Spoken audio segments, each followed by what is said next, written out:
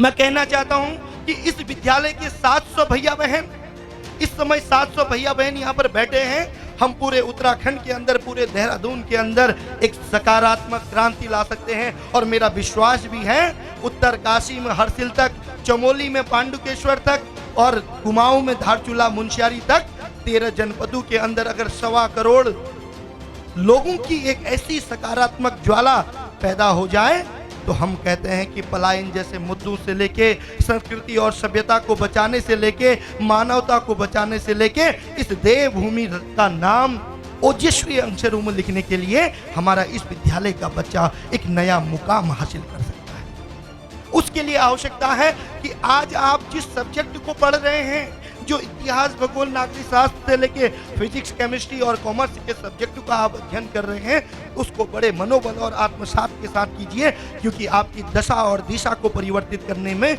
ये पढ़ाई बहुत महत्वपूर्ण रखेगी। हम कहते हैं कि 12th के बाद हम तैयारी करेंगे। मैं कहना चाहता हूँ 12th के बाद तैयारी नहीं होती।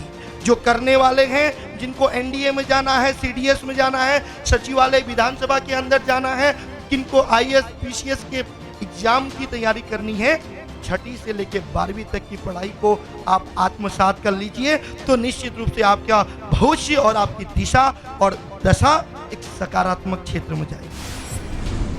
मैं कुछ बातों को लाने से पहले थोड़ा सा आपको अंतर्राष्ट्रीय पटल में लेके जाऊंगा। उसके बाद प्राचीन भारत, वर्तमान भारत और मध्यकालीन भारत के उन उदाहरणों को भी उद्वेलित करूंगा कि किस तरह से उस समय का युवा देश के लिए समर्पित हो जाता था, किस तरह से आज का युवा नशा रूपी राक्षस के आगोश में आके अपने पतन का कारण बनता है।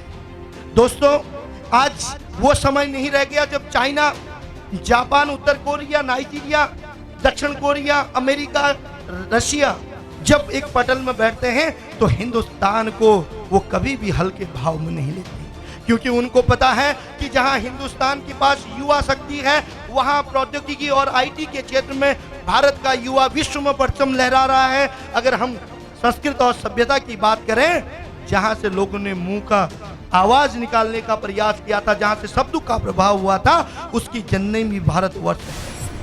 मैं कहना चाहता हूं दोस्तों से, जहां हम कृषि में सब प्रथम आते हैं, वहीं युवाओं के क्षेत्र में हम प्रथम स्थान में पाते हैं।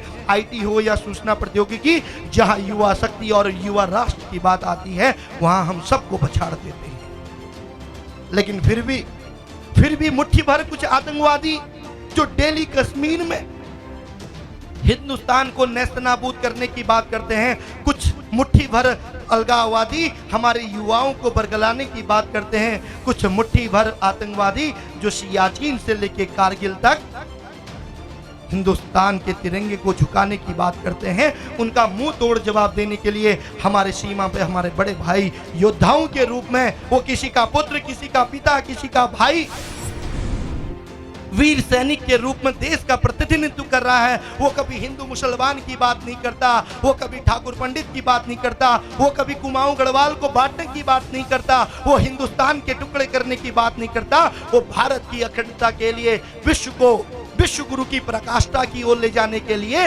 मर मिटता है, लेकिन कभी हिंदुस्तान को झुकने नहीं देता। और मैं कहना चाहता हूं कि हमारे उन वीर सैनिकों की बदौलत उन मुट्ठी भर आतंकवादी, चाहे वो आतंकवादी हो या आतंकवादी देश, जिनकी औकात नहीं उत्तर प्रदेश के बराबर करने की, हिंदुस्तान को मिटाने की बात करते हैं, जिनके वहां पेट भर खाने की बात नहीं, वो परमाणु हथियार बनाने की बात करते हैं। लेकिन देश के लिए वहीं पर एक माँ का पेट योद्धा, एक वीर योद्धा जो इस समय बॉर्डर में खड़ा है, वो माँ के उन बातों को, उन भावों को भी रखता है। माँ कहती कि पुत्र तुम मिट जाना, तुम मर जाना, लेकिन इस देश पे आंच न आना।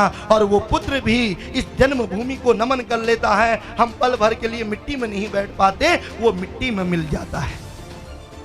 और एक योद्धा दूसरे योद्धा से कहता है कि माँ ने जब खत लिखा था उसको, कि अम्मा ने खत लिखा बड़े चाव से, पुत्र दूध न मेरा लजाना। माँ कहती है, चाहे वो 1965 का युद्ध हो या 1961 का और 1975 का आपात की स्थिति हो या 1999 का कारगिल का युद्ध, उस समय जहां पे एक माँ अपने पुत्र को बॉर्डर की ओर भेजती है। एक बूढ़ा पिता अपने बुढ़ापे के सहारे को छोड़ देता है।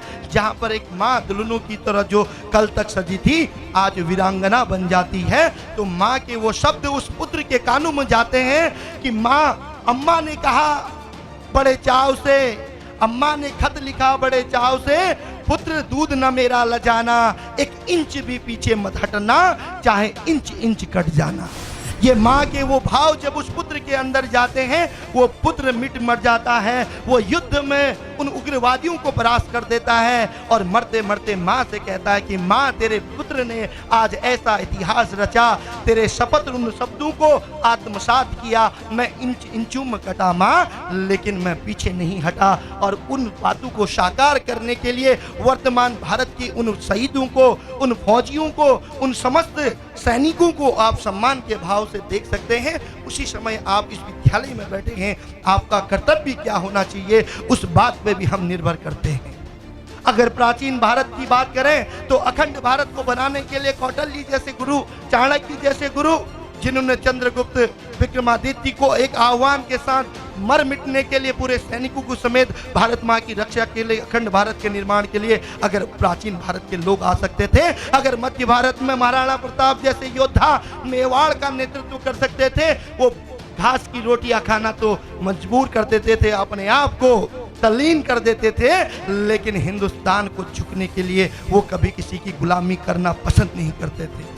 तो मैं कहना चाहता हूं, अगर ऐसे योद्धाओं ने हमारे देश के लिए बलिदान किया तो इस SGRR में बैठा हुआ बच्चा इस देश के निर्माण में अहम भूमिका क्यों नहीं निभा सकता? फिर हम अपने फिजिकल मेडिकल को क्यों नहीं सुधार सकते? फिर हम अपने आप को गरीब क्यों कहते हैं? हमें नशा नहीं करना चाहिए और ये प्रोग्राम होने चाहिए जिसमें ये कहा जाता है कि हम नशे से दूर रहें और जो लोग नशा करते हैं उनसे तो दूर ही रहें। बहुत बड़ा संदेश दिया कि हम स्वयं भी नशे से दूर रहें और जो लोग नशा करते हैं उनसे भी दूर रहें। कौन सी क्लास में पढ़ते हो बेटा? 6 में।